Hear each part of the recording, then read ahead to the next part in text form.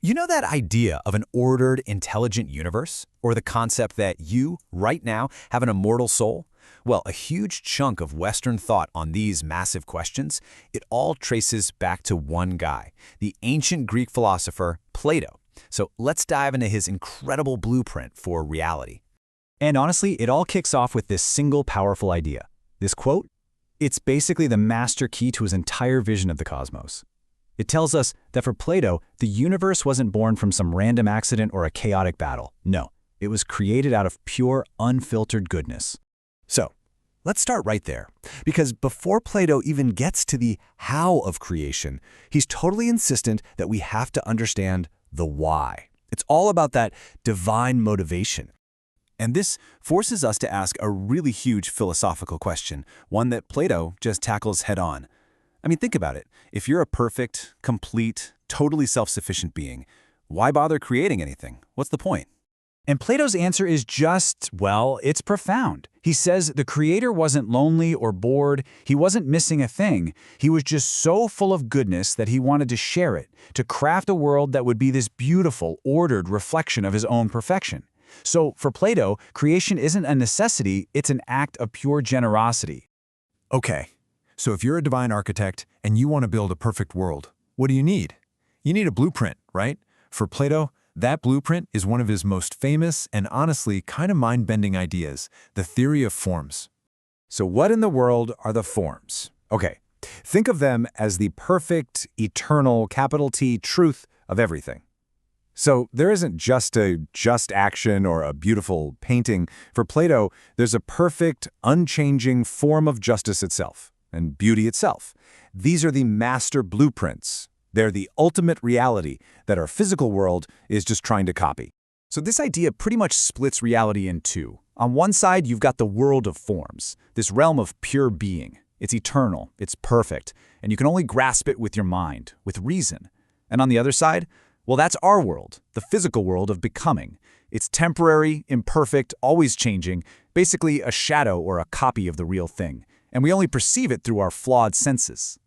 So, we have the motivation, that's goodness, and we have the blueprint, that's the forms. Now, we just need the builder.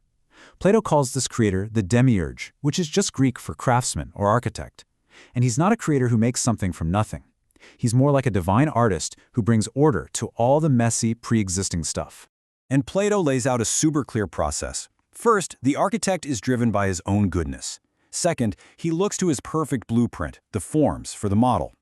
Third, he takes all these disorderly physical elements and shapes them using mathematical principles, bringing order out of chaos. And then number 4, and this is a wild idea, he breathes a rational world soul into the entire physical universe. And the results of all this is not some cold, dead clockwork machine. No way. For Plato, the cosmos is a single, gigantic, living creature, a thinking, rational organism with its own soul. And we are all just parts of this huge cosmic animal.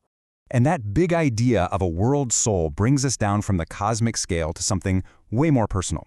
Because, you see, just as the universe is made of a body and a soul, Plato argues that so are we. Each and every one of us is like a mini-universe, a microcosm of the whole thing. So what does that mean for you? Well, to put it as directly as possible, you are not your body. You are an eternal, non-physical soul that is just, well, temporarily living inside a physical body. This is the heart of what we call body-soul dualism, and it's absolutely crucial to how Plato saw all of us. But you might be asking, how did he argue for this? Well, he had 4 big points. First, this idea that knowledge is just recollection. We know about things like perfect equality, even though we've never seen it, so our souls must be remembering it from before we were born. Second, the cycle of life and death. Opposites come from opposites, right? So life must come from death, and death from life, over and over. Third, the soul is simple. Unlike a body, it's not made of parts, so it can't be broken or destroyed. And finally, the soul is literally the source of life. So it's a contradiction to say the thing that gives life could itself die. All right, let's zoom out for the big picture. Because this isn't just some fascinating but dusty old theory. Oh no, these ideas exploded out of ancient Athens and went on to fundamentally shape the intellectual history of the entire Western world. I mean, just look at this timeline. Plato puts out his vision around 400 BC. Centuries later, it gets a massive revival through something called Neoplatonism. And then, and this is huge, early Christian thinkers like St. Augustine see these incredible parallels between Plato's ideas and their own beliefs. They end up weaving concepts like a good creator, an immaterial soul, and a higher, perfect reality right into the fabric of Christian doctrine. So here's the bottom line. Plato's story of the cosmos gave us this powerful, compelling framework for making sense of everything. His vision of a universe born from goodness, designed from a perfect blueprint, and filled with eternal souls, that became a foundational pillar for Western philosophy and religion for the next 2,000 years. And that leads us to one last thought to leave you with. If Plato was right, if your soul really did exist in that perfect world of forms before this life, and if all learning is just remembering, what core truths, what perfect knowledge might your soul be trying to recollect right now?